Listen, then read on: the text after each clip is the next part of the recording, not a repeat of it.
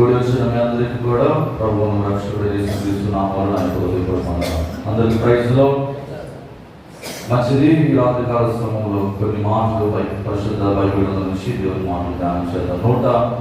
127వ కీర్తన 3వ వచనం. 127వ కీర్తన 3వ వచనం. కుమారుడు యెహోవా గర్భఫలము ఆయన ఇచ్చు బహుమానమే. చాలండి. దేవుడికి స్తోత్రం కలుగును గాక. హల్లెలూయా. ఒక క్రైస్తవ కుటుంబంలో ఏది ముఖ్యమైన పాత్ర అండి చెప్పండి? ఒక క్రైస్తవ కుటుంబంలో ఏది ముఖ్యమైన పాత్ర? దేవుడికి స్తోత్రం కలుగును గాక. హల్లెలూయా. ఏదంటే ముఖ్యమైన పాత్ర? పిల్లల్ని పెంచడం. హల్లెలూయా. పిల్లల్ని పెంచడమే ముఖ్యమైన పాత్ర. క్రైస్తవ వివాహ బంధంలో పిల్లల పాత్ర చాలా ఇంపార్టెంట్ అండి. పిల్లల పట్ల ఒక తల్లిదండ్రులుగా నీ వైఖరి ఏ విధంగా ఉంది అంటే నీ ప్రవర్తన, నీ నడవడిక ఏ విధంగా ఉన్నదనేది ప్రతిరోజు కూడా ఏం చేయాలి? పరిశీలన చేసుకునే వారికి మనం ఉండాలి. దేవునికి స్తోత్రం కలుగును గాక. క్రైస్తవ కుటుంబానికి అది కేంద్ర బిందువు లాంటిది అనమాట. పిల్లలను సరైన త్రోవలో నడిపించే బాధ్యత క్రైస్తవ కుటుంబానికి ఒక కేంద్ర బిందువు లాంటిదని పరిశుద్ధ బైబిల్ గ్రంథం నొక్కించి చెప్తా ఉంది. ఏ కుటుంబం అయితే వారి యొక్క పిల్లలు వారు ఒక కేంద్ర బిందువుగా మార్చబడాలంటే ఒకే ఒక కారణం. ఏంటది? ఏం చెప్పండి? ఈ కుటుంబము ఆశీర్వాదకరమైన కుటుంబంగా ఉండాలంటే, దీవెనకరమైన కుటుంబంగా మీ కుటుంబం ఉండాలంటే మీరు ఒకటి చెయ్యాలి. డబ్బు సంపాదిస్తే సరిపోతా? భర్త అనుకుంటాడంట, నా భార్యకి నా పిల్లలకి బోల్డని డబ్బులు తీసుకొచ్చి పెట్టాను, ఒక మంచి ఇల్లు కట్టించాను, నా పిల్లలకి 3 పూటల భోజనం పెడుతున్నాను, వస్త్రాలు కొనిచ్చాను, వాడికి అన్ని కూడా సమకూర్చాను, నా బాధ్యత అయిపోయింది అనుకుంటాడంట భర్త. భార్య అనుకుంటుందంటే నా పిల్లలకి మంచి మంచి ఆహార పదార్థాలు తయారు చేసి పెడుతున్నాను, స్కూల్ పంపిస్తున్నాను, నా బాధ్యత తీరిపోయింది అనుకుంటుందంట తల్లి. కానీ ఏది కావండి, ఒకే ఒకటి చేయాలి మన జీవితంలో. దేవుని మీద ఆధారపడడం ఎప్పుడైతే నువ్వు నేర్చుకోగలుగుతావో, దేవుని మీద ఆధారపడిన కుటుంబమే ఆశీర్వాదం అనుభవించగలదు. హల్లెలూయా. దేవుని మీద ఆధారపడడం నేర్చుకోవాలి. ఈరోజు చాలా కుటుంబాలు ఎందుకని విచ్ఛిన్నం అయిపోతున్నాయంటే, ఎందుకని పాడైపోతున్నాయంటే, ఎందుకని వారి కుటుంబాలు రోడ్డు మీదకి వస్తున్నాయంటే వారు దేవుని మీద ఆధారపడిన స్థితిలో వారు జీవిస్తూ ఉంటున్నారు. గమనించండి, వాక్యం చెప్తుంది, కుమారుడు యెహోవా అనుగ్రహించు స్వాస్థ్యము గర్భఫలమే ఆయనిచ్చు. చాలా మంది అంటారు కదా, ఇదిగో పిల్లల కోసమే బ్రతుకుతున్నానండి, వారి సంతోషమే నా సంతోషం అండి అని చెప్తా ఉంటారు చాలా మంది. ఇది 100% ఆలోచన చేస్తే లోతుగా ఇది సరైనదేనా? సరైనదేనా? అర్థం కదా? చాలా మంది తల్లిదండ్రులు ఏమంటారంటే, మేము బ్రతుకుతున్నామంటే మా పిల్లల కోసమే బ్రతుకుతున్నాం, వారి సంతోషమే మా సంతోషం అని అంటారు. అది కరెక్ట్ అయిందేనా? దేవుని వాక్యానుసారంగా కరెక్ట్ అయిందేనా? కాదు. ఇప్పుడు 15 సంవత్సరాలు కూడా రాలేదు, వాడు పండించామనుకో, వాడు ఏం చేస్తాడు? అందరన్నమాట. ఎందుకంటే వాడికి అవగాహన లేదు, రోడ్డు మీద ఏ విధంగా వెళ్ళాలో వాడికి తెలియదు. ఈరోజు విచిత్రకరమైన విషయం ఏంటంటే, పిల్లల యొక్క సంతోషమును నీవు కలిగి ఉండడం మంచిది, కాకపోతే బైబిల్ గ్రంథంలో ఇలాగే కొంతమంది పిల్లల సంతోషమే ఆ సంతోషం అని వారు ఇష్టం వచ్చినట్లుగా జీవించారు. తద్వారా అనేకమైన నష్టాలు వారు సవి చూశారు. ఈరోజు పిల్లల విషయంలో నువ్వు ఎప్పుడు కూడా సరైన నిర్ణయాలు నువ్వు తీసుకోవాలి. ఒక కుటుంబం ఆశీర్వాదకరంగా ఉండాలంటే ఒకటే ఒకటి చేయాలండి. ఒకటి, దేవుని వాక్యమునకు విధేయత కలిగి జీవించాలి. అర్థమవుతుందా? దేవుని వాక్యం పట్ల ఎప్పుడైతే విధేయత కలిగిన కుటుంబంగా ఉంటుందో ఆ కుటుంబము దీవెనకరంగా మార్చబడుతుంది. రెండవ లక్షణం ఏముండాలంటే ప్రేమ ఉండాలి. చాలా మంది తల్లిదండ్రులు ఏం చెప్తారంటే పిల్లలకి, అరే నీకు పెట్టిన స్నాక్స్ నువ్వేదు పక్కోడు మొక్కకూడా పెట్టమా, పక్కోళ్ళకి ఎవరికి కూడా నువ్వు సహాయం చేయకూడదు, నువ్వు మాత్రమే తినాలి, నీ పెన్సిల్ నీ దగ్గరే పెట్టుకోవాలి, నీ పక్క నీ దగ్గరే ఉండాలి, నువ్వు ఎవరు కూడా సహాయము చేయకూడదు. కొంతమంది తల్లిదండ్రులు ఉన్నారండి, ఆ పిల్లలకి చెప్పి నేర్పించేవాడు, ఎవరితో మాట్లాడకూడదు, ఎవరితో కలవకూడదు, కలిస్తే చెడిపోతావు. ఇలా వ్యతిరేకమైన ఆలోచనలు పిల్లలు చిన్నప్పటి నుండి ఏం చేస్తారు, కొంతమంది తల్లిదండ్రులు ఇన్పుట్ చేస్తూ ఉంటారు. వాడు అలా పెరిగి ఏమైపోతాడంటే ఒక అభద్రత భావంలో వాడు తెలుస్తాడు. అంటే సెక్యూరిటీ పరంగా ఫీల్ అవుతూ ఉంటాడు వాడు, మా అమ్మ చెప్పింది ఎవరితో మాట్లాడుతుంది. అలా పెరిగిన పిల్లలు మీరు గమనించండి, లోక జ్ఞానం అంటే వాడికి తెలుస్తుందా? తెలీదు. శారీరకమైన ఎదుగుదల వాడిలో ఉండదు, భవిష్యత్తు గురించిన అవగాహన వాడిలో ఉండదు. వాడు ఎక్కడికి వెళ్ళాలని వాడు భయపడతా ఉంటాడు. ఏ పని చేయాలని తండ్రి సహాయం లేదే, తండ్రి సహాయం లేదే వాడు ముందుకి వెళ్ళలేడు. వాళ్ళని ఏమంటారంటే మరగుజ్జుతనం అంటారు. ఎదుగుదల లేని జీవితం. కానీ నువ్వు చెప్పాల్సింది ఏంటంటే ఆయన ప్రేమామయుడు కనుక నీవు కూడా ఇతరుని ప్రేమించేవాడుగా ఉండాలిరా అని దేవుని ప్రేమను వాడికి ఏం చేయాలి, చిన్నప్పటి నుంచి పరిచయం చేయాలి. రెండవదిగా సహకారం. అంటే ఇదిగో మీ నాన్నున్నాడని లేకపోతే నేనున్నానని నువ్వు ఎప్పుడు కూడా మా మీద ఆధారపడకూడదురా. నీకు ఏమి కావాలన్నా కూడా నువ్వు ఎవరి మీద ఆధారపడాలి? దేవుని మీద ఆధారపడాలని ఒక విషయాన్ని పిల్లలకు మనం నేర్పించాలి. దేవుడితో మన సహకారం పొందుకోవాలి. దేవుడి నుంచి వారు ఏదైనా కూడా పొందుకునేటట్టుగా ఒక తల్లిగా ఒక తండ్రిగా ఒక బిడ్డల్ని తయారు చేయాలి. మూడోది ఏంటంటే నమ్మకముతో కూడిన బంధాన్ని దేవుడితో వారికి ఏర్పాటు చేయాలి. శ్రమలు వస్తాయి, నిందలు వస్తాయి, అవమానాలు వస్తాయి, రోగాలు వస్తాయి, ఎన్నో సమస్యలు అనేవి జీవితంలోకి వస్తాయి. అయినా కూడా నువ్వు దేవుని విడిచిపెట్టకూడదు. ఎందుకంటే క్రైస్తవ జీవితం అనేది ఎప్పుడు కూడా శ్రమలోనే ఉండదయ్యా అని బైబిల్లో ఉన్న భక్తుల గురించి నువ్వు కథలుగా నీ పిల్లలకి ఏం చేయాలి చెప్పాలి. ఈరోజు చిన్నపిల్లలకి దేవుని మాటల కంటే ఎక్కువగా లోక సంబంధాలని అడగండి బాగా చెప్పేస్తారు. కానీ ఒక తల్లిగా ఒక తండ్రిగా నీ బిడ్డల్ని దేవుని మీద నమ్మకంతో కూడిన బంధాన్ని నువ్వు ఏర్పాటు చేయగలగాలి.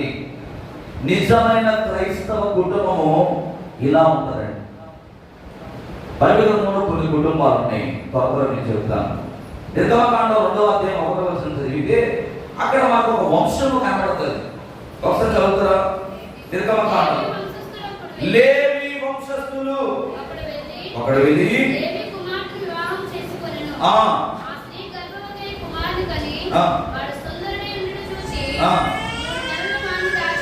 దేవునికి స్తోత్రం కలుగును గాక.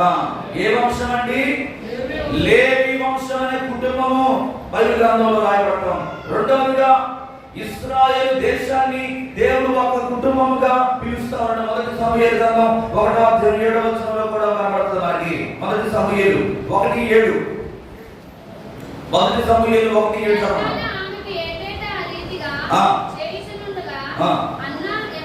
అన్న యెహోవా మందిరమునకు పోవునప్పుడల్లా ఆమె భోజనము చేయక దేవునికి స్తోత్రం కలుగును గాక. ఎట్లానా అన్న ఒక కుటుంబం అని కనబడుతుంది. ఇశ్రాయేలు దేశాన్ని ఒక కుటుంబముగా మార్చిన ఒక అద్భుతకరమైన కుటుంబం అండి. 10 రాళ్ళు చదవాల్సిన అవసరం లేదు. మీరు 6వ అధ్యాయం 1 నుండి 38 వచనాలు మీరు ఇంటికి తర్వాత ధ్యానం చేయండి. అలాగే స్థానిక సంఘాన్ని కూడా దేవుడు ఒక కుటుంబంతో పోలుస్తూ ఉన్నాడు. 1 తిమోతి 3వ అధ్యాయము 15వ వచనం మీరు రాసుకోండి. అలాగే సార్వత్రిక సంఘాన్ని, అంటే ప్రపంచం మీద ఎన్ని సంఘాలు అయితే ఉన్నాయో వారందరినీ కూడా దేవుడు ఏం చేస్తున్నాడు? ఒక కుటుంబముగా చేశాడు. 1 పేతురు 2వ అధ్యాయం 5వ వచనం, అలాగే ఎఫెసీ పత్రిక 2వ అధ్యాయం 19-22 వచనాలు మీరు రాసుకోండి. అలాగే దేవుని నివాస స్థలమును కూడా దేవుడు ఒక కుటుంబముగా పోలుస్తున్నాడు. యెహోషువ గ్రంథం 14వ అధ్యాయంలో 2వ వచనం మీరు రాసుకోండి. చివరిగా మనమే ఆయన గృహం అని దేవుడు మాట్లాడుతూ ఉన్నాడు. ఎవరండి? మనందరం కూడా ఒక గృహం. హెబ్రీ పత్రిక 3వ అధ్యాయం 6వ వచనంలో మనం చూడగలం.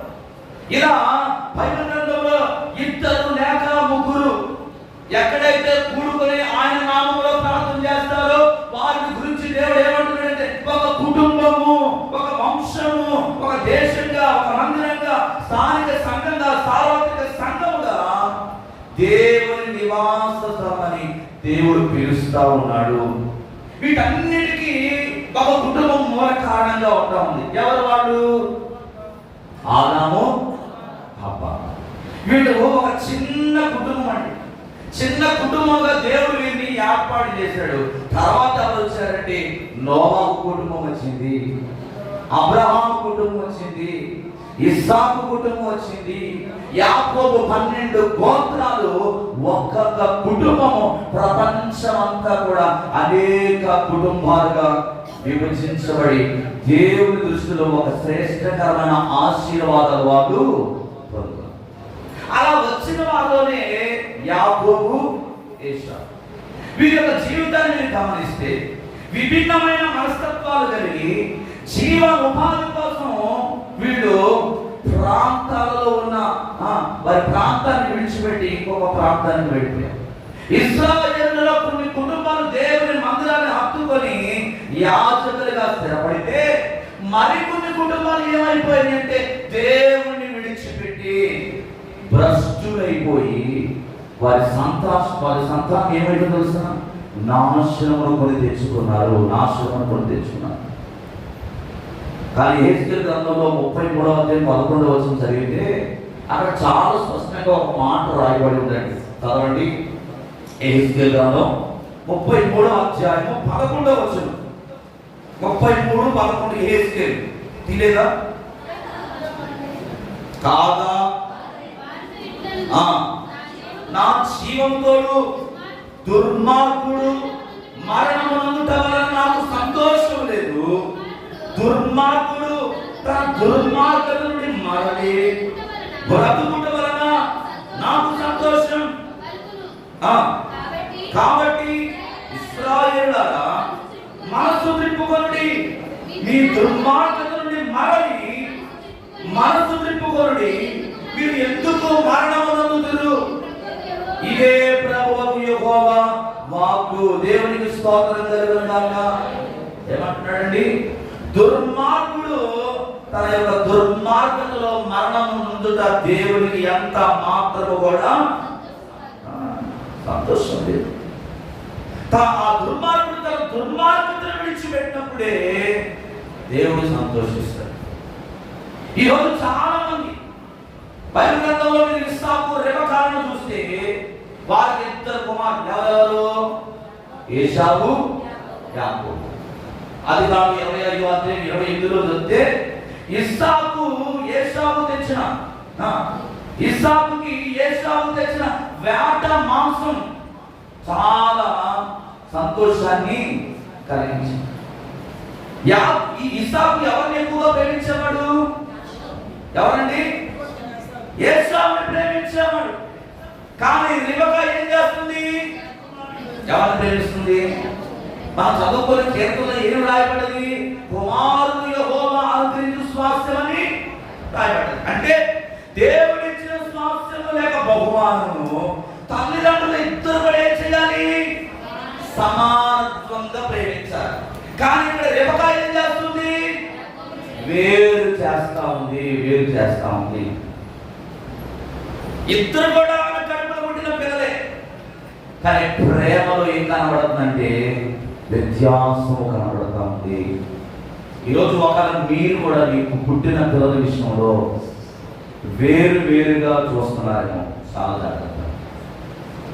ఆ చేదైన ఒక వేరు చిన్నప్పుడే బిడ్డల హృదయాల్లో పడినప్పుడు అది పెద్దదై పెరిగి రేపొద్దున నీకు చాలా నష్టాన్ని తీసుకొస్తుంది. అందుకనే దేవుడు నాకు ముగ్గురు ఇచ్చిన, నలుగురు ఇచ్చిన, అరడజన మంది ఇచ్చిన, లేకపోతే ఇంకా ఎక్కువ ఇచ్చిన, అందరిని కూడా ఏం చేయాలి? ఒకేలాగా ప్రేమించాలి. ఏశావు మాత్రం ఆశీర్వదించాలని ఇస్సాకు ఆశపడతా ఉంటే, యాకోబు ఆశీర్వాదం పొందాలని, ఇస్సాకు యొక్క వారసత్వాన్ని యాకోబే అనుభవించాలని రెబెకా ఏం చేస్తుంది? తహతహలాడుతూ ఉంది. ఆయన తీసుకున్న చెడ్డ నిర్ణయం వల్ల వాళ్ళ కుటుంబం అంతా కూడా ఎలా మారిపోయిందో తెలుసా? చిన్న భిన్నమైపోయింది. 24వ అధ్యాయంలో చూస్తే రెబెకా దూరం నుండి యజమానులను చూచి గౌరవించి ఒంటి మీద నుండి దిగి ముసుగు వేసుకొని తనని గౌరవించింది మొదట్లో. కానీ 27వ అధ్యాయం వచ్చేసరికి ఏం చేస్తుందంటే, కళ్ళు కనబడకుండా ముసలివాడైపోయిన తన భర్తని మనిషి రోమాలకి, మేక వెంట్రుకలకు తేడా తెలియని స్థితిలో ఉన్న తన భర్త యొక్క బలహీనతను ఆధారం చేసుకుని ఏం చేసింది? మోసం చేసింది. ఆ రోజే ఏమైపోయింది తెలుసా? కుటుంబంలో సంతోషాన్ని కోల్పోయారు, ప్రేమ అనురాగాలను కోల్పోయారు, వారి జీవితం దేవునికి దూరం అయిపోయిందండి. ఈరోజు ఇది ఒక హెచ్చరిక మీకు. చూసారా? ఒక చిన్న అవిధేయత ఎంత పెద్ద నష్టాన్ని తీసుకొచ్చిందో చూడండి. ఇప్పుడు ఏమైపోతుంది తెలుసా? ఒకరినొకరు దూషించుకుంటా ఉన్నారు. ఇప్పుడు ఆ వ్యత్యాసం వల్ల ఏమైపోతుందంటే పిల్లల్లో అది ప్రభావితం చేసి, రేపు అన్ననాడు తండ్రి అంటాడు, అరే మీ అమ్మ మంచిది కాదా అని పిల్లలకి నూరు పూసాడు అనుకోండి తండ్రి, పిల్లలు ఏమి ఎవరి వైపు తిరుగుతారు? తండ్రి వైపు తిరుగుతారు. ఆ తర్వాత అలాంటిది లేదు లేదురా మీ నాన్న మంచోడు కాదు, వాడు తాగుబోతాడు, వాడు తిరుగుబోతాడు, మనం పట్టించుకోడు అని చెప్పి తండ్రి లేనప్పుడు తండ్రి బిడ్డల్లో నూరు పోస్తుంది అనుకోండి, పిల్లలు ఏమైపోతారు? తల్లి వైపు తిరిగిపోతారు. ఇలా తల్లిదండ్రులను చూచి చూచి చూచి ఏమైపోతారంటే వాళ్ళు కూడా రేపు అన్నాడు ప్రేమ అంటే ఏంటో తెలియక, నా బాధ్యత అంటే ఏంటో తెలియక, రేపు అన్నాడు వాళ్ళు కూడా పెళ్లి చేసుకుని వాళ్ళకి వచ్చే బాధ్యతను తల్లిదండ్రులను బట్టి ఏం చేస్తారంటే, అరే ఇగో నీ భార్యను సరిగ్గా చూడకూడదురా, నువ్వు నన్నే ప్రేమించాలి, నాతోనే ఉండాలి అని ఈ మాటలు వాడి ఉదయంలో నాటబడి కుటుంబాలన్నీ కూడా అధోగతి పాలైపోతాం. అందుకే పౌలు గారు అంటాడు, మొదటి కొరింథీ పత్రిక 13వ అధ్యాయం 4-5 వచనాలు చదివితే, మొదటి కొరింథీ 13వ అధ్యాయం 4-5 వచనాలు ఒకసారి చదువుతారు. మొదటి కొరింథీ 13వ అధ్యాయం 4-5 చదవండి. ప్రేమ దీర్ఘకాలం సహించును, దయ చూపించును, ప్రేమ మత్సరపడదు, ప్రేమ డంబముగా ప్రవర్తించదు, అది ఉప్పొంగదు, అమర్యాదగా నడవదు, త్వరగా కోపపడదు, అపకారమును మనసులో, అందుకే చెప్పాడు పౌలుగా, ప్రేమ కలిగి మీరు ప్రవర్తించండి.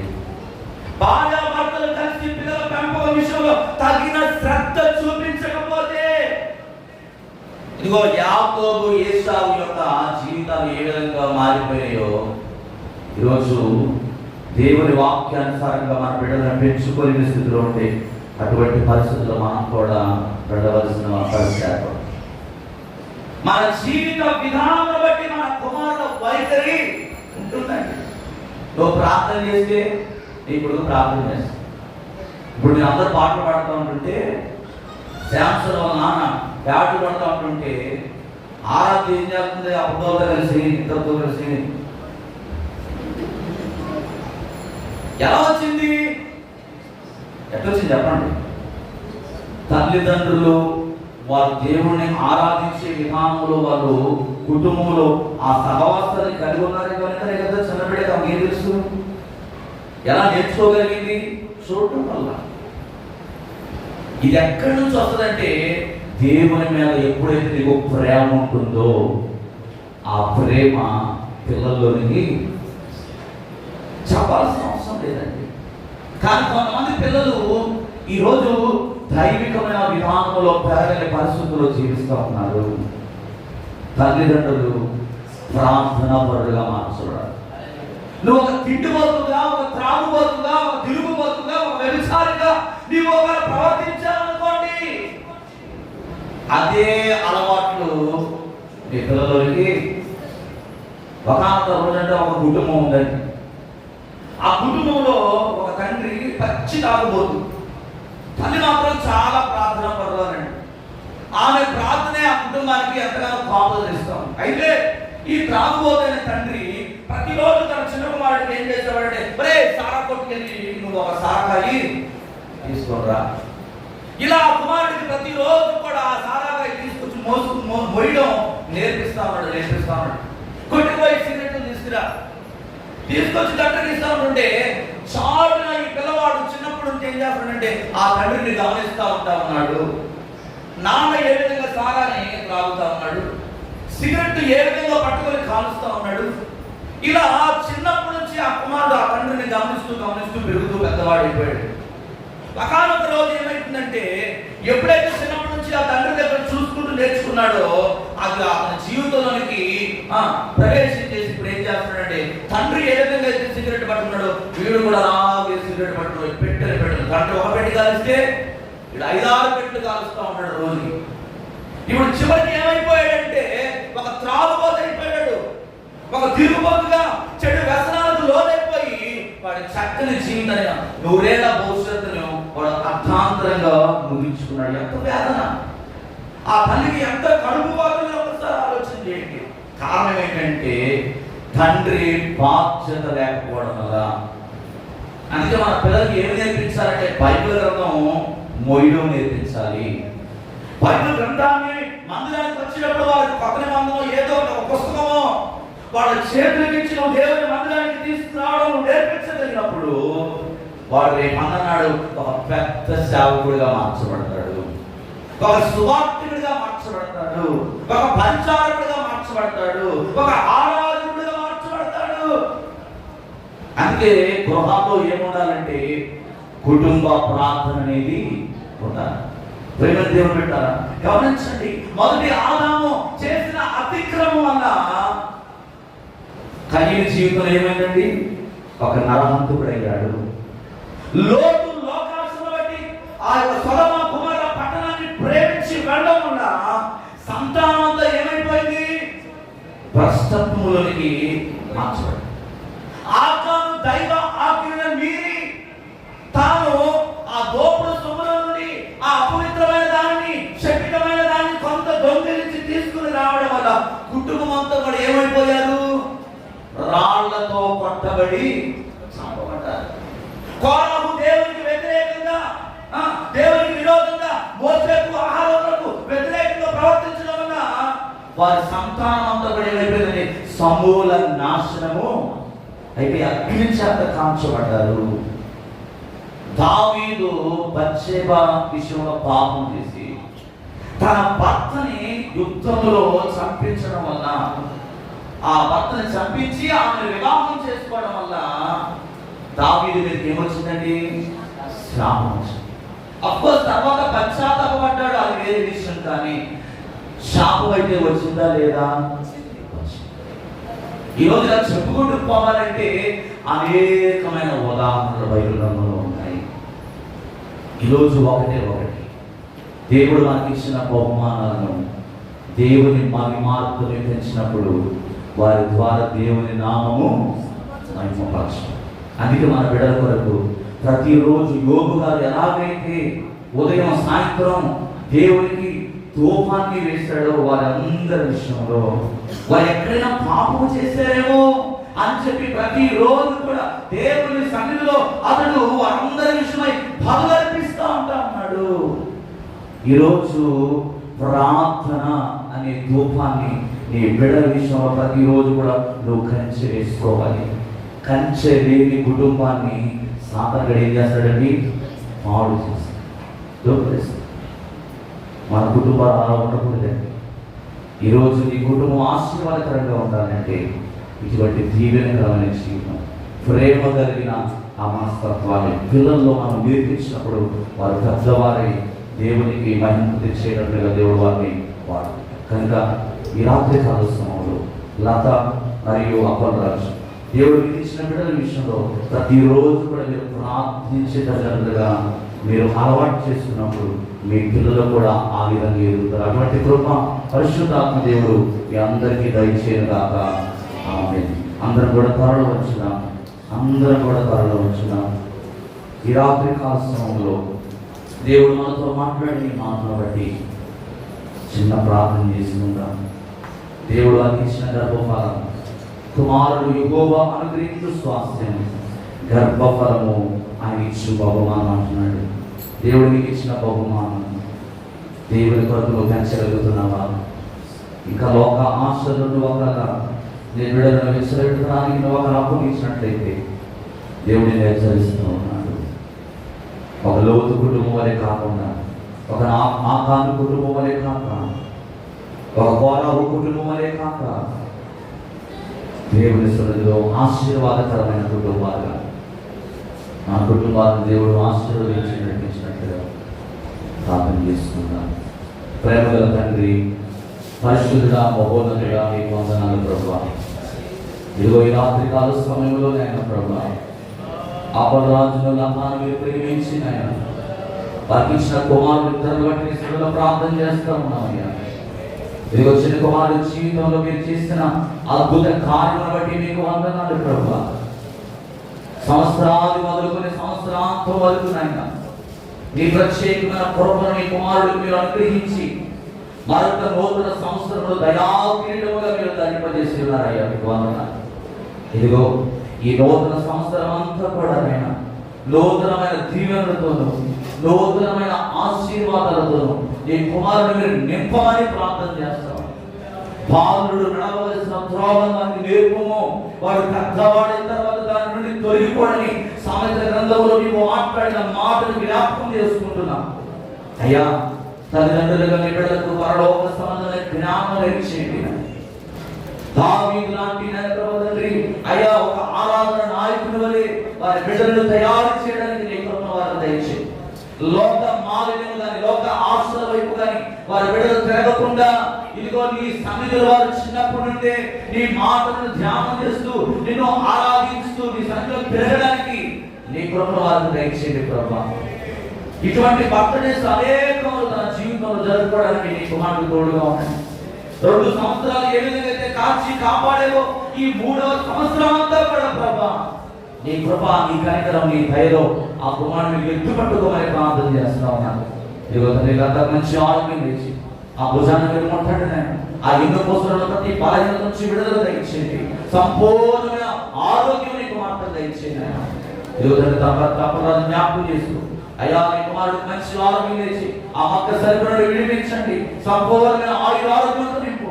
లోకం అనేక రకాలుగా ఇదిగో వారిని నీ నుండి దూరం చేయాలని అనేక రకాల మాటల చేత వారికి గాయములు కట్టజేస్తున్నాడు. యేసు నామములో మనుషుల నోటి మాటల చేత నొప్పు కలుగు అయ్యా, నొప్పి నుండి యేసు నామములో వారికి విడుదల కలుగజేయాలని ప్రార్థన చేస్తున్నాను. నీ ఆదరణ వారు దయచేయండి, నీ సహాయం వారు దయచేయండి, నీలో వారు స్థిరపరచబడడానికి నీ కృప దయచేయండి. నాయన రక్షణ తీసుకుని ఆశపడుతున్నారు. యేసు రక్తంతో వారిని కప్పిపెట్టి నీ సన్నిధిలో తోడుగా ఉంచండి. కుటుంబాన్ని దీవించండి, ఆశీర్వదించండి. నాయన నీ పొందనాను. ఇదిగో నాయన, ఈ రాత్రి సంఘంలో ఎంతమంది బలహీనులు ఉన్నారో ప్రతి ఒక్కరి మీరు బలపరచండి నాయన, స్వస్థపరచండి. ఇదిగో మంగ తన యొక్క భర్తను దివోని జ్ఞాపకం చేసుకుంటారు. ఆ బిడ్డను మీరు స్వస్థపరచమని ప్రార్థన చేస్తాం. నీ వాక్కులను ఆ బిడ్డను లేవనెత్తున్నాయి. ఇదిగో సుందరమ్మ కోడలు ప్రభా, అయ్యా తన ప్రభా, వేరే ప్రాంతానికి హాస్పిటల్ కొరకు వెళ్ళి వైద్యం కొరకు ఆ బిడ్డను మీరు స్వస్థపరచమని ప్రార్థన చేస్తా ఉన్నాను. ఇదిగో తండ్రి, సహోదరుడు ఈశ్వరుని జ్ఞాపకం చేసుకోవాలి. ఇదిగో వైద్యులు ప్రాంతంలో ఉండగా కుమారుడిని జ్ఞాపకం చేసుకుని డాక్టర్లకు పరలోక సంబంధం జ్ఞానం ఇచ్చి యేసు నామములో కావలసిన ధన సహాయం సహకారం నీ నామం కనుక నీ కుమారుడిని దయచేయాలని ప్రార్థన చేశాను. ఆ కుటుంబాన్ని ఆదరించండి, ఆ తల్లిదండ్రులను ఆదరించండి. అయ్యా, ఎక్కడితే ఒక్కడే కుటుంబం అయినా అయ్యా అయ్యా నీ కుమారుడు కష్టపడితే కుటుంబం అంతా పోషింపబడాలి. వారి దేన వ్యాపారాన్ని దీవించండి. నీ కుమారుడు త్వరగా కోరుకొని అయ్యా మరలా నీ సన్నిధిలో సాక్షాత్తంగా నీ కుమారుడు నిలబెట్టుకో ప్రభా. అలాగే దావీదును కూడా మీరు ముట్టండి నాయన, స్వస్థపరచండి. ఎవరైనా సంఘంలో బంగారం దర్శించున్నాయి, ఆమెలో ప్రతి బాధ్యత దగ్గర తీసుకెళ్ళి ఏ చక్కని ఆరోగ్యం మీరు దయచేయండి. ఇవి ఈ రాత్రి కాల సమయంలో ఇదిగో మాస్టర్ గారు నేర్పబోతుంది సత్యనారాయణ గారు స్కూల్ నుంచి 15 మంది అయ్యా బిడ్డలు నేర్పబోతున్న స్టూడెంట్స్ పరీక్ష రాయడం కొరకు అయ్యా ప్రయాణంలో ఉంటుండే కదా ప్రభా, క్షేమకరమైన ప్రయాణంలో దయచే. ఆ సంఘంలో ఎంతమంది అయితే అయ్యా పరీక్షల కొరకు సిద్ధపడతా ఉన్నారు, సోదర మహారాజు సుగుణ ఆ బిడ్డలందరూ జ్ఞాపకం చేసుకున్నాను ప్రభా. అదే ప్రతి ఒక్కరిని పేరు పేరు మీరు దర్శించండి ఆయన. ఎంతమంది అయితే పరీక్షలు రాయడానికి సిద్ధపడుతున్నారు వారందరికీ ఘన విజయం యేసు నామములో కలుగును. క్షేమకరమైన ప్రయాణం ఈ రాత్రి కాదు దయచేయండి ఆయన. పరిశుద్ధాత్మ దేవానికి వందనాలు. ఇంటర్ ఫస్ట్ ఇయర్ ఎగ్జామ్స్ రాస్తున్న బిడ్డలందరికీ గొప్ప విషయం దయచేయండి. ఇంటర్ సెకండ్ ఇయర్ పరీక్షలు రాసి వచ్చిన బిడ్డలకి పరలోక సంబంధమైన ప్రభా అద్భుతకరమైన ఆశీర్వాదకరమైన విజయమును వారు మీరు దయచేయమని ప్రార్థన చేస్తున్నాం. ఇదిగోటి డిగ్రీ ఎగ్జామ్స్ రాయబోతున్న బిడ్డలు, పీజీ నీట్ ఎగ్జామ్స్ రాస్తున్న వారందరికీ కూడా మీ గొప్ప కార్యం మీరు జరిగించారు. వాటర్లో ఉన్న తిమోతి బిడ్డలు కూడా పరీక్షలు రాయడానికి సిద్ధపడుతుంది, వారు కూడా నీ కృపను మీరు దయచేయండి. వారి జీవితంలో విజయం మీరు అనుగ్రహించమని ప్రార్థన చేస్తున్నాను. ఇదిగో ఆయన ప్రభా జ్యోతి గర్భము చుట్టూ మీ కంచెవేయండి. రేసమ కోడల జ్యోతి గర్భము చుట్టూ మీ కంచెవేయండి. ఈసారి ప్రభా యేసు నామములో సాతాను యొక్క ఆలోచనలు, సాతాను యొక్క ఎత్తుగడలన్నిటిని దూరపరిచి ఆ బిడ్డ గర్భం నిలబడడానికి మీరు కృప చూపించండి ఆయన. భారతీయ గర్భం చుట్టూ కంచెవేయండి. ఇంకా ఎంతమంది అయితే గర్భిణీ స్త్రీలు ఉన్నారో ప్రతి ఒక్కరి పేరు పేరు మీరు దర్శించండి. దివ్య గర్భాన్ని మీరు తెరవండి నాయన, జగత గర్భాన్ని మీరు తెరవండి అయ్యా, పార్వతి గర్భాన్ని మీరు తెరవండి, దుర్గా కృష్ణ అక్కగారి కుమార్తె గర్భాన్ని మీరు తెరవమని ప్రార్థన చేస్తాను. ప్రతి ఒక్కరు మీ చేతులుగా అప్పగిస్తాను. ఇది మా ఆత్మీయ కుటుంబాన్ని చేతులుగా మంచి ఆరోగ్యం తెచ్చి కంటి నిండా నిద్ర ఇచ్చండి, నాలుగు చక్కని ఆరోగ్యం తెచ్చి ఈ భారతమైన సేవ మీ కుమార్తె ముందుకు తీసుకెళ్తున్నాడుగా పరలోక సంబంధ జ్ఞానం అభిషేకం నుంచి నడిపించండి. నా కుమార్తె కుటుంబాన్ని జీవించండి, ఆశీర్వదించండి.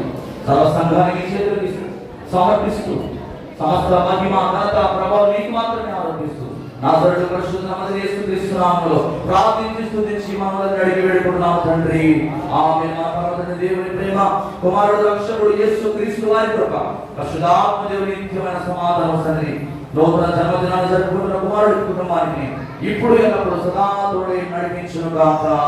ఆమేన్. ప్రవేశ సంపూర్ణించు అపవాదులను యేసునామములో జయము కలుగును గాక. ఆమేన్. అందరికీ ప్రైజ్ ది లార్డ్. అందరికీ వందనాలు. మంచిది, కేక్ కటింగ్ ఉంది.